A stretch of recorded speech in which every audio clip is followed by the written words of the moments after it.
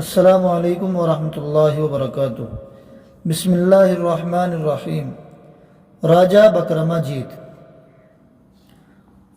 بکرماجیت راجپوت خاندان کا نہایت گرامی راجہ ہوا ہے، اگرچہ اس کے زمانے کو 1950 برس کے قریب ہوئے، مگر ہندوستان کی اعلیٰ قوموں میں اب تک اس کا نام زندہ ہے۔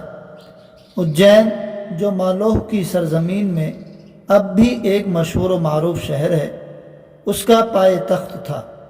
دانشمندی، انصاف اور شجاعت میں یہ راجہ افضل گنا جاتا ہے۔ اس نے فقیرانہ بھیس بدل کر مدت تک سیر و سیاحت کی اور غیر ممالک والوں کے علم و ہنر اور عقل و حکمت کو خوب دیکھا بھالا۔ 50 برس کی عمر میں ملک گیری کا ارادہ کیا، مالوہ اور گجرات کا خطہ چند مہینوں میں فتح کر لیا اور بہت تھوڑے عرصے میں وہ ہند کا مہاراجہ بن گیا۔ راجہ بکرماجیت کا دربار تو بڑی شان و شوکت کا تھا، مگر اس کی اپنی گزران کا طریقہ ایسا سیدھا سادھا بے تکلف تھا جیسا بڑے پرہیزگاروں اور درویشوں کا ہوتا ہے۔ وہ ایک بوریے پر سوتا اور پانی کی ایک ٹھلیا کے سوا کچھ سامان اپنے مکان میں نہ رکھتا۔ ایک گیانی اور گنی راجہ کی سبھا میں بڑے بڑے مشہور عالم، فاضل اور شاعر شریک تھے، جو اس کی سبھا کے نورتن کہلاتے تھے۔ کالی داس جو ہندوستان کا نامور شاعر ہوا ہے، وہ بھی اس راجہ کی سبھا کا ایک رتن تھا۔ انصاف اور شجاعت سے جو شہرت راجہ کو حاصل ہوئی، علم کی حمایت اور عالموں کی قدر دانی نے اس کو اور بھی چمکا دیا۔ راجہ نے اپنی قوم کے دشمنوں پر بڑی فتح حاصل کی تھی، اس لیے اس کا عہد نہایت مبارک سمجھا گیا اور اسی سے سنبت شمار ہونے لگا۔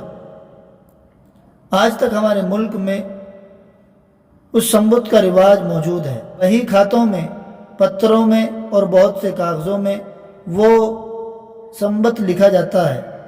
عیسوی سن سے اس میں 57 سال کی زیادتی ہے۔ اب تم غور کرو کہ ایسا بڑا راجہ کس مختصر سامان سے اپنی زندگی بسر کرتا تھا۔ بے شک انسان کو گزران کرنے کے لیے بہت تھوڑا سامان کافی ہے، لیکن عیش و آرام کی ہوس طرح طرح کے فضول سامان جمع کراتی ہے، اور جب کسی چیز کی آدمی کو عادت ہو جاتی ہے تو وہ چیز ضروری بن جاتی ہے، پھر اس میں کچھ مزہ نہیں آتا۔ اس وقت انسان کو دوسری چیزوں کی طلب ہوتی ہے۔ غرض جتنا عیش کا سامان بڑھتا ہے، اسی قدر خواہش کو ترقی ہو جاتی ہے اور وہ کبھی پوری نہیں ہو سکتی۔ یاد کرتے ہیں اس سبق کے ہجے اور معنی۔ گرامی اس کے معنی ہے معزز، پائے تخت یعنی راجدھانی۔ شجاعت اس کے معنی ہے بہادری۔ افضل اس کے معنی ہے بزرگ ترین۔ سیاحت اس کے معنی ہے ملک کی سیر۔ ملک گیری اس کے معنی ہے بادشاہت۔ شوکت اس کے معنی ہے شان، رعب۔ فاضل اس کے معنی ہے دانا، عالم۔ مبارک اس کے معنی ہے برکت والا۔ مختصر اس کے معنی ہے تھوڑا۔ دھات صاف اور چمکدار ہوتی ہے، مگر شیشے کی طرح نظر اس کے آر پار نہیں گزر سکتی۔ اس کا وزن بھی اور قسم کی چیزوں سے زیادہ ہوتا ہے۔ مثلا لوہا بنسبت مٹی اور پانی کے بھاری ہے۔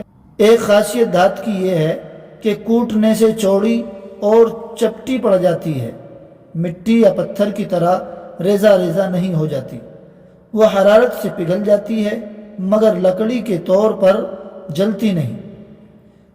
اس کا تار کھینچو تو بہت لمبا کھنچ سکتا ہے۔ دھات زمین کے اندر سے نکلتی ہے، جہاں سے کھود کر اس کو نکالتے ہیں وہ کان یا معدن کہلاتی ہے، اور جو دھات کان سے نکلتی ہے اسی کے نام سے مشہور ہوتی ہے، جیسے لوہے کی کان، تانبے کی کان وغیرہ۔